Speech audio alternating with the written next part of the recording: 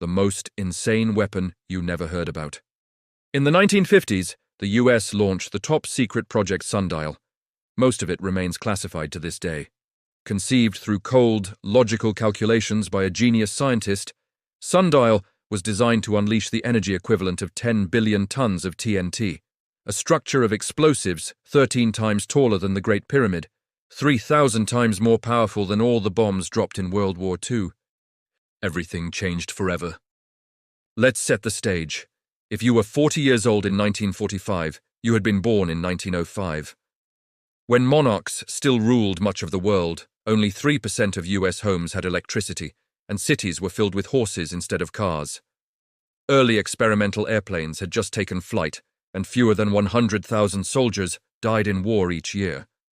By 1945, 2 world wars had killed 24 million soldiers and 50 million civilians.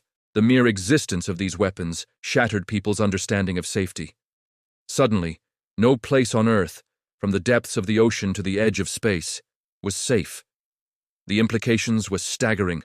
Without nuclear weapons, nations seemed defenseless in future conflicts.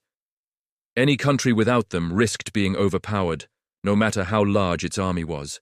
There was a fleeting chance to stop this madness.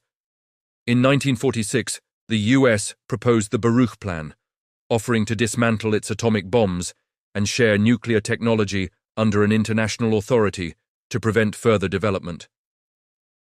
But the military advantage was too tempting.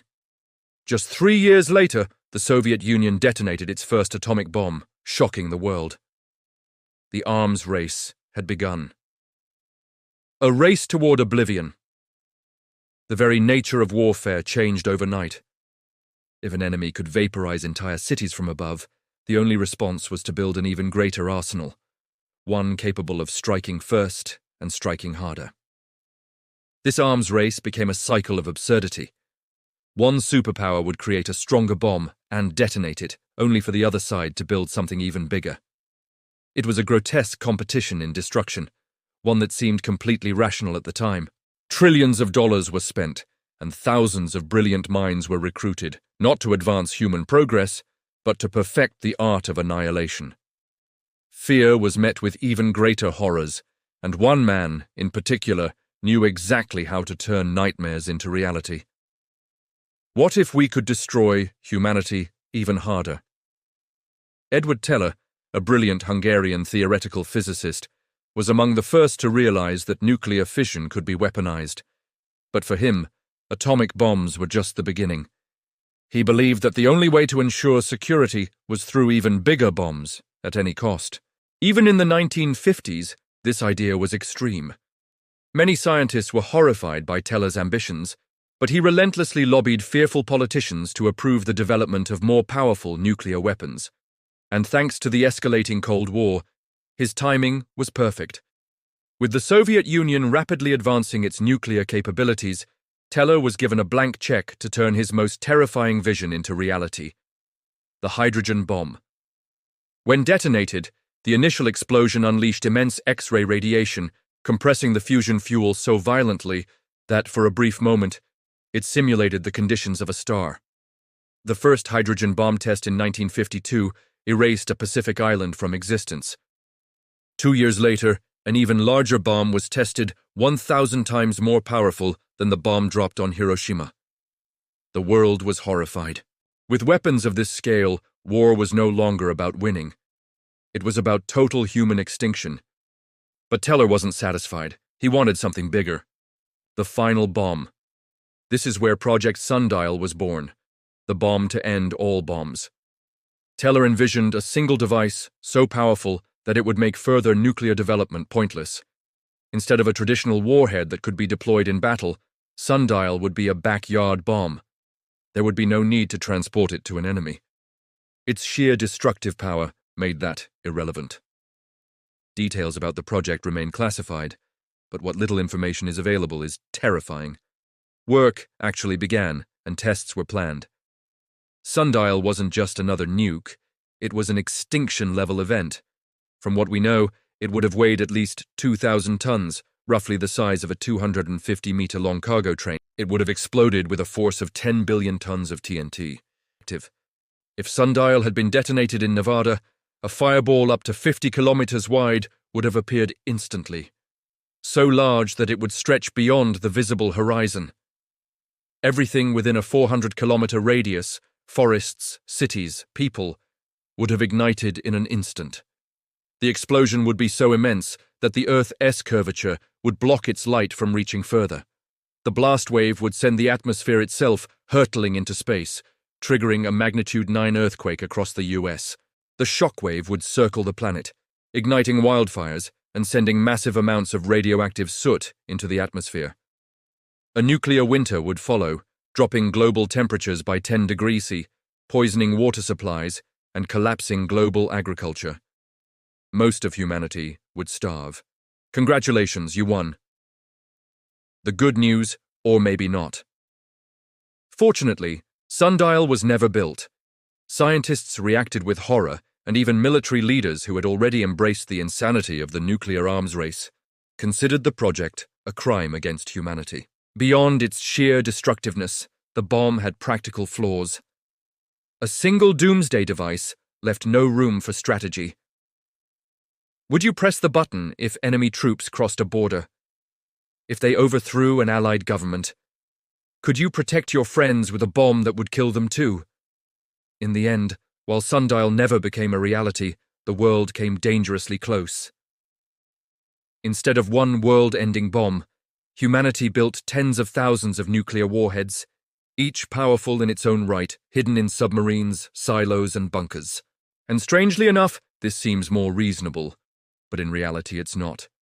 It just makes nuclear war more likely, because smaller, usable nukes create an illusion of control. If one gets launched, no one knows how far the chain reaction could go. The difference between Sundial and what we actually built is frighteningly small. Humanity didn't create a single Doomsday bomb.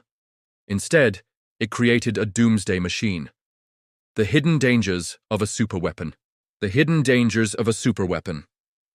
While Project Sundial never became a reality, its mere existence reveals a disturbing truth. Humanity's capacity for destruction is only limited by our willingness to pursue it.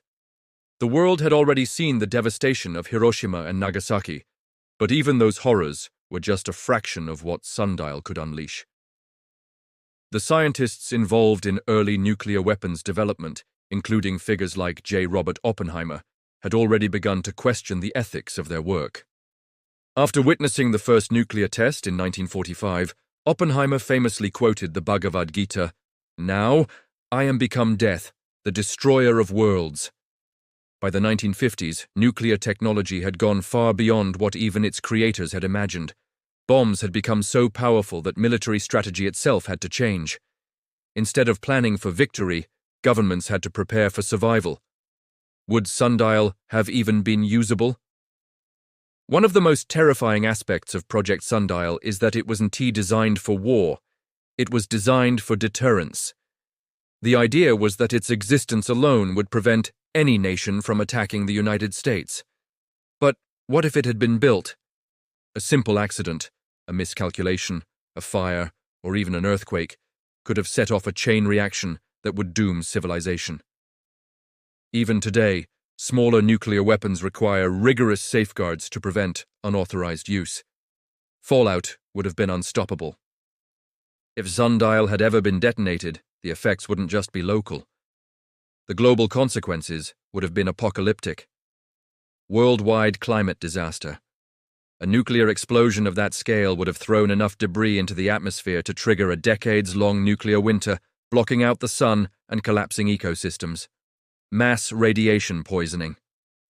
The entire planet would be covered in radioactive fallout, making large areas of the world uninhabitable. Even people who weren't in the blast zone would suffer from cancers, birth defects, and radiation sickness for generations. Societal collapse. The destruction of key infrastructure, food supplies, and governments would plunge humanity into chaos. The few survivors would be left in a world that was unrecognizable, struggling against starvation, disease, and lawlessness. In other words, Sundial wasn't just a weapon, it was the end of history itself. Why we still need to be worried. Even though Sundial was abandoned, its spirit still lingers.